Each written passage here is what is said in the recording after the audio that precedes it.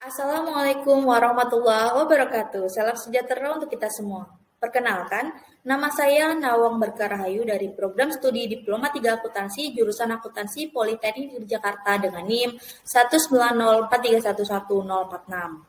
Pertama, saya ingin mengucapkan terima kasih kepada Ibu Novitasari selaku dosen pembimbing. Pada kesempatan kali ini, saya akan mempresentasikan hasil dari laporan tugas akhir saya yang berjudul Audit atas pendapatan pada PTNS oleh KAP Paul Hadiwinata Hidayat Arsono Tol Palilingan dan rekan. Kemudian saya akan membacakan 5 topik yang akan dibahas dalam presentasi kali ini. Antara lain yang pertama, latar belakang dan tujuan penulisan.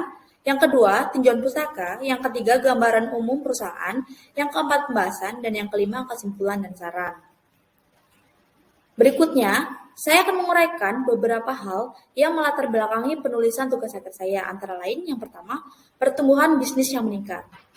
Kemudian, laporan keuangan akan menjadi cerminan kinerja perusahaan yang akan digunakan oleh banyak pihak, yaitu pihak internal dan pihak eksternal perusahaan.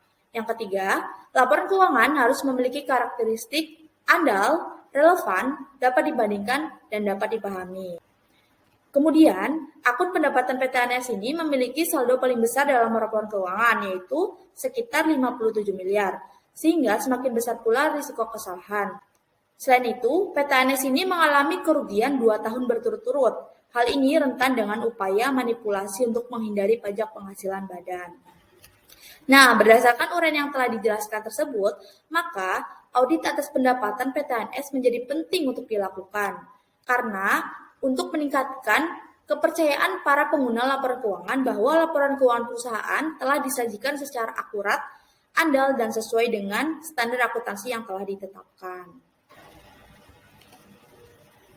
Adapun tujuan penulisan dari laporan tugas akhir saya antara lain yang pertama, menjelaskan tahap penilaian risiko atau risk assessment, yang kedua menjelaskan tahap penanganan risiko atau risk response, dan yang ketiga menjelaskan tahap pelaporan atau reporting, audit atas pendapatan PTNS oleh KAP Paul Hadiwinata Hidayat Arsono Retno Palilingan dan rekan. Adapun tinjauan pustaka, yang pertama pengertian audit menurut Johnston, Gramling, dan Rittenberg, yang mengatakan bahwa pengauditan merupakan proses sistematis yang dilakukan secara objektif dengan tujuan untuk memperoleh dan mengevaluasi bukti mengenai pernyataan tentang tindakan dan peristiwa ekonomi sehingga bisa memastikan tingkat keterkaitan antara pernyataan tersebut dengan standar yang ditetapkan, serta mengkomunikasikannya kepada pihak yang berkepentingan. Kemudian yang kedua, pengertian pendapatan menurut Kartigahadi yang menjelaskan bahwa pendapatan merupakan pertambahan nilai manfaat selama satu periode akuntansi sebagai akibat dari penambahan aset atau penurunan liabilitas yang mengakibatkan kenaikan ekuitas di luar dari kontribusi pemegang saham. Selanjutnya, terdapat gambaran umum perusahaan.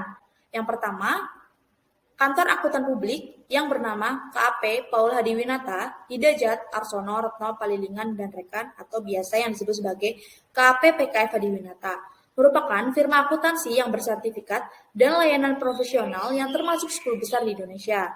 KAP PKF Hadiwinata ini didirikan oleh Dr. Andes Paul Hadiwinata CACPA dan tergabung dalam PKF Internasional yang merupakan anggota Forum of Firms.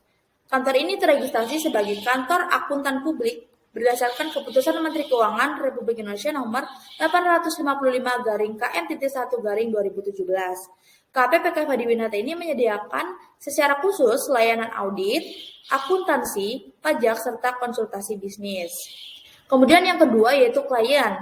PTNS ini merupakan sebuah perseroan yang menjalani usahanya dalam bidang industri karet, barang dari karet, dan plastik. Perusahaan memulai kegiatan operasionalnya pada tahun 2019 menurut akta pendiriannya. Perusahaan ini berlokasi di Kabupaten Bekasi dengan status perusahaannya adalah investasi asing. Berikutnya adalah pembahasan. Pembahasan saya kali ini mengacu pada tujuan penulisan, yaitu yang pertama, tahap penilaian risiko atau risk assessment.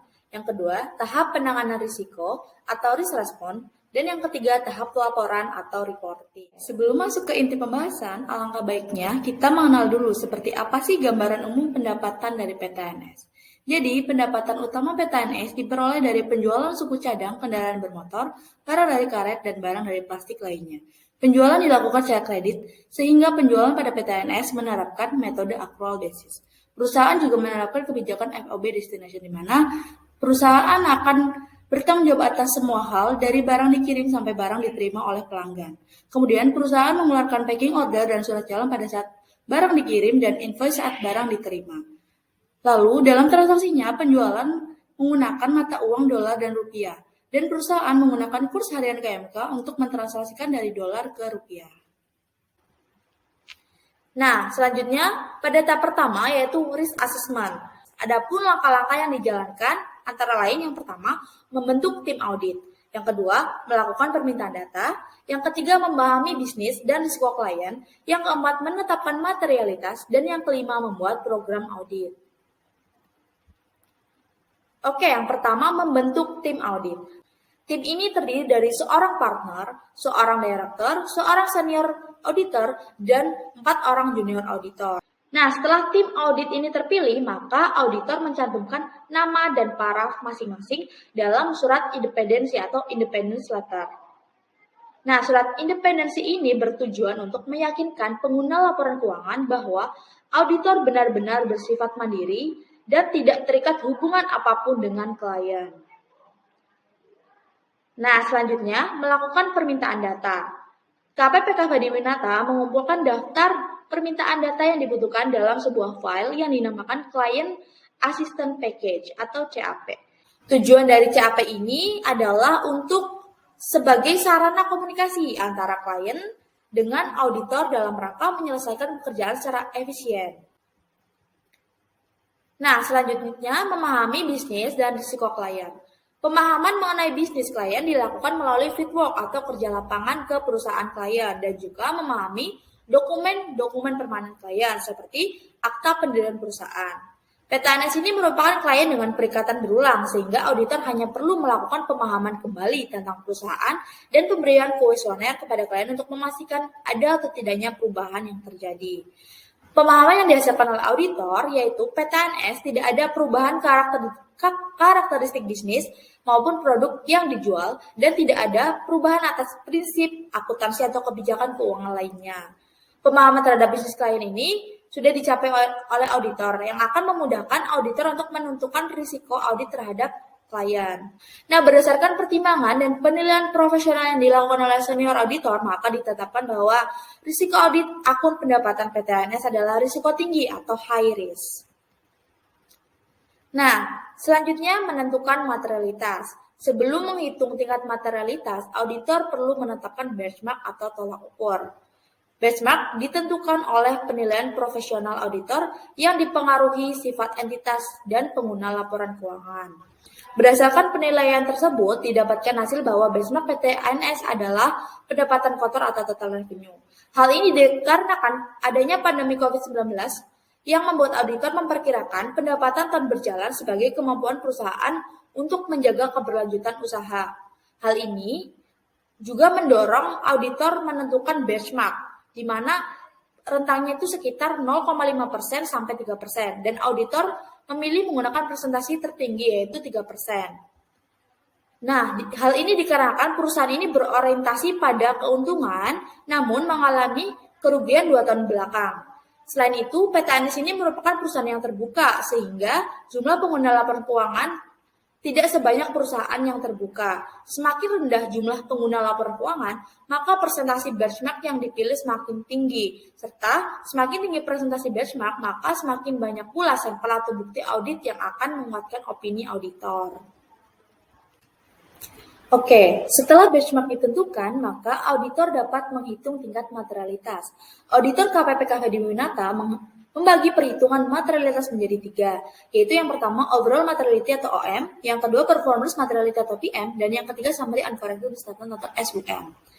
Overall materiality merupakan batas salah saji maksimum secara keseluruhan atas laporan keuangan, dihitung sebesar 3% dikali benchmark.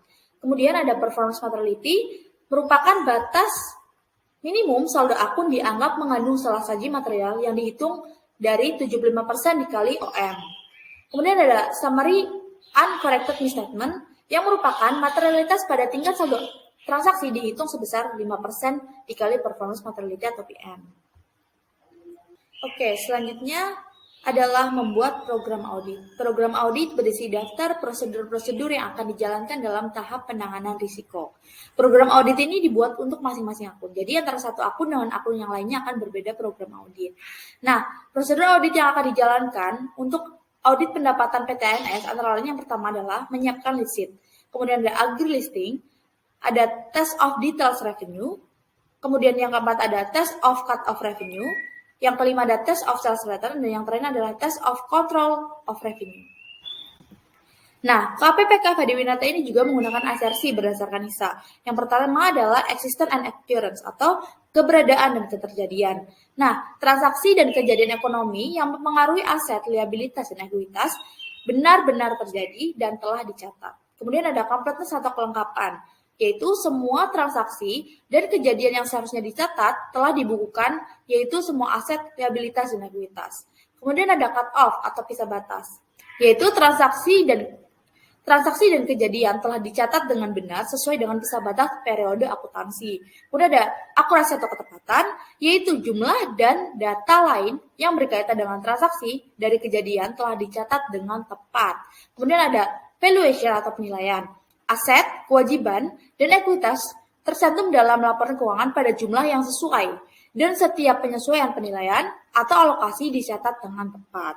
Kemudian ada right and obligation atau hak dan kewajiban, yaitu entitas memegang atau mengendalikan hak atas aset dan kewajiban adalah kewajiban entitas.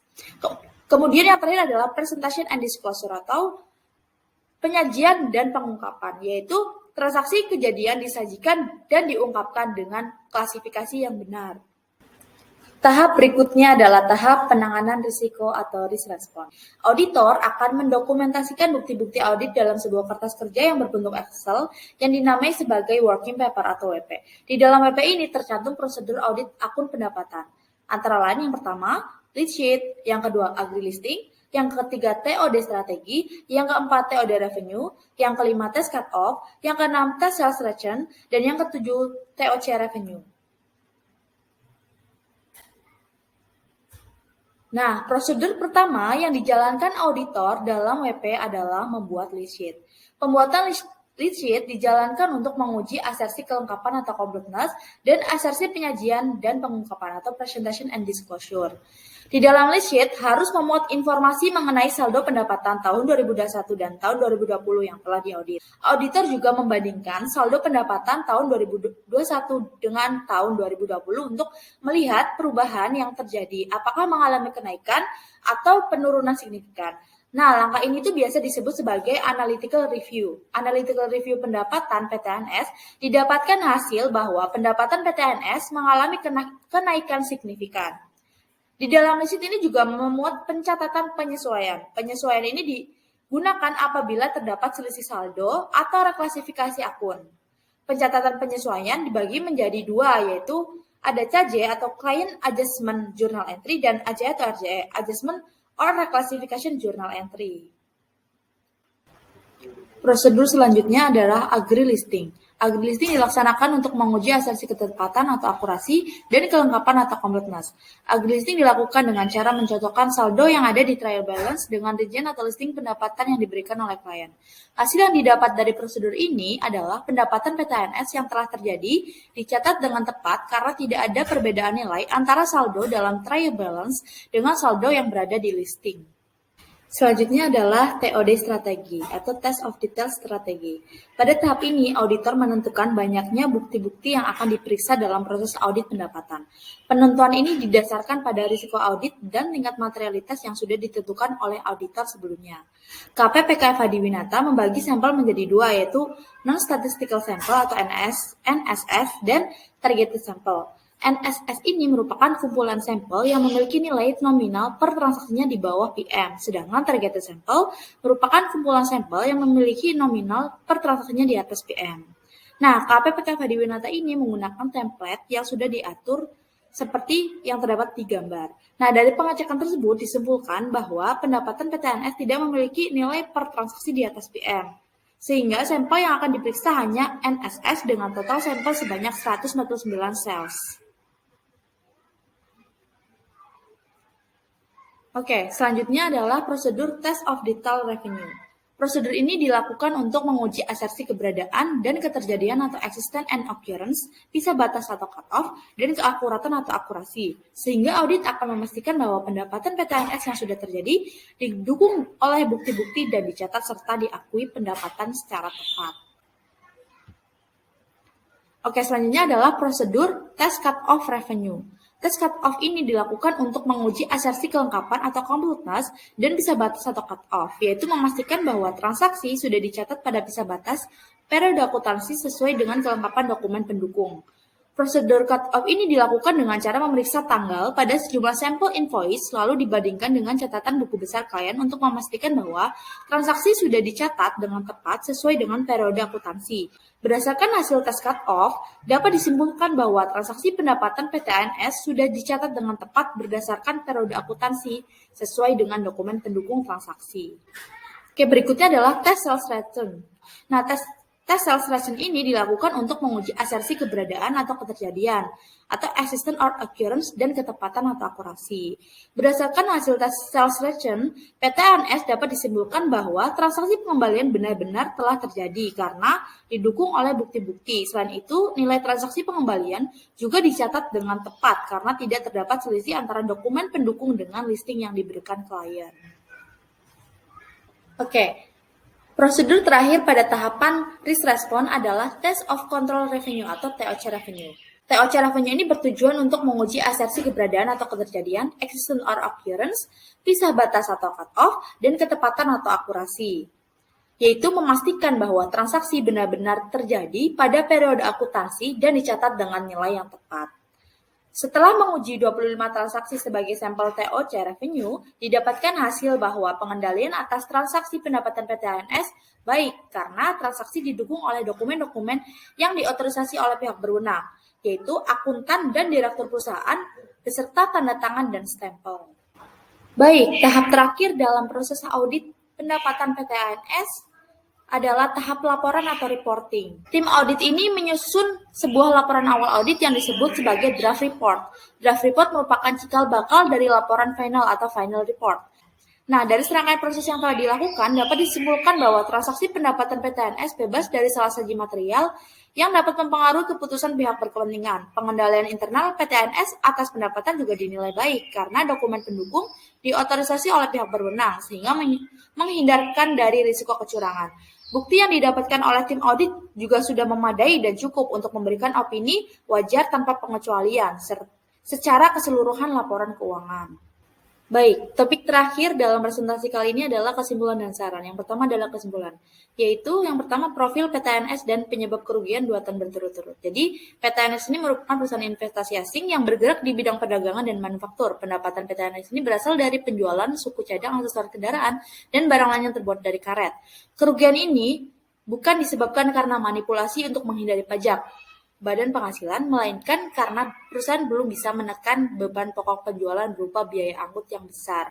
Yang kedua, langkah-langkah pada tahap penilaian risiko, yaitu yang pertama, membentuk tim audit, melakukan permintaan data, memahami bisnis dan risiko klien, menetapkan tingkat materialitas, dan membuat program audit. Kemudian yang ketiga, langkah-langkah pada tahap penanganan risiko, yaitu yang pertama, menyiapkan list sheet, agri listing, TOD strategi, test of detail revenue, test cut-off, test sales return, dan test of control revenue. Kemudian yang keempat, pada tahap pelaporan, auditor menerbitkan final report yang ditandatangani partner dan stempel KP. Dalam final report ini, auditor menyatakan opini bahwa akun pendapatan PTNS bebas dari salah satu material baik karena kesalahan maupun kecurangan. Dan secara keseluruhan, laporan keuangan PTNS periode 31 Desember 2021 disajikan secara wajar tanpa pengecualian. Nah, setelah semua proses audit atas pendapatan PTNS oleh KPPK Eva Diwinata dipaparkan, penulis ingin memberikan saran agar bisa menjadi bahan perbaikan di masa mendatang. Yang pertama untuk auditor. Auditor seharusnya tetap melakukan pemberian kuesioner mengenai pengendalian siklus pendapatan. Meskipun klien ini sifatnya berulang, sehingga uji pengendalian tidak hanya dilakukan dengan cara pemeriksaan dokumen pendukung sampel saja. Nah, kemudian auditor juga agar membuat sebuah cloud yang bisa diakses oleh klien dan auditor untuk menyimpan data-data yang dibutuhkan dalam proses audit, sehingga data-data pendukung tersebut tidak berceceran di email. Nah, kemudian untuk klien sendiri, penulis berharap agar klien ini memperhatikan waktu pengunggahan data-data yang dibutuhkan. Sering terjadi klien memberikan data mendekati waktu pulang jam kantor. Hal ini tentu akan mengulur waktu dalam pemeriksaan data-data. Oke. Nah, sekian presentasi dari saya. Terima kasih atas perhatiannya dan mohon maaf apabila terdapat kekurangan. Wassalamualaikum warahmatullahi wabarakatuh.